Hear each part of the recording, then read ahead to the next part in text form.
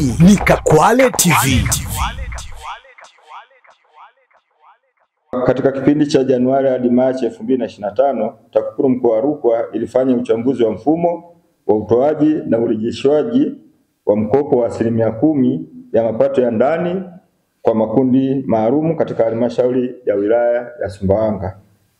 Utafiti huu ulibaini kuwa kiasi cha shilingi milioni 224,921,200 kilikuwa hakijarejeshwa, na baada ya ufuatiliaji kwa kushirikiana na halmashauri kiasi cha shilingi milioni 38,513,100 kilirejeshwa. Ufuatiliaji wa kiasi kilichobaki kiasi cha shilingi milioni 186,408,100 bado unaendelea. Ndugu wanahabari, kipengele kinachofuata ni ufuatiliaji wa utekelezaji wa miradi mbalimbali ya maendeleo katika mkoa wetu wa Rukwa.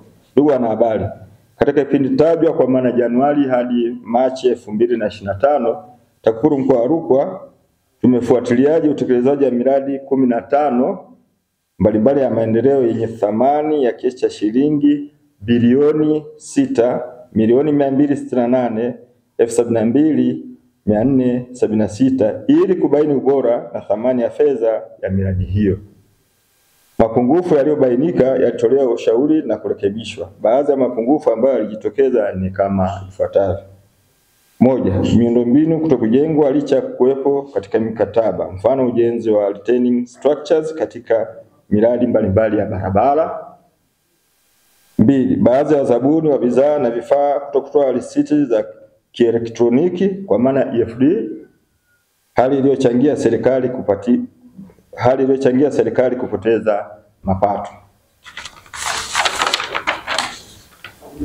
3. Utunzaji mbovu wa vifaa vya ujenzi, hasa zile zinazoharibiwa na mabadiliko ya hali ya hewa, mfano saruji na mbao.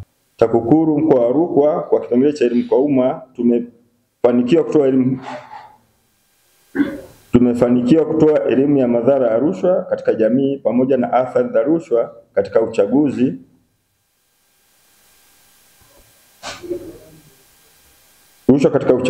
Katika kuelekea uchaguzi mkuu wa mwaka 2025 ambao unatarajiwa kufanyika mwezi Oktoba mwaka huu wa 2025 katika vijiji vya Mwaje, Karasasi, Mombo na Chipapa. Vile vile tumefanikiwa kuwafikia wanaklabu wa klabu za wapinga rushwa 74 katika shule za msingi na sekondari. Pia tumetoa jumla ya semina 26 kwa makundi mbalimbali.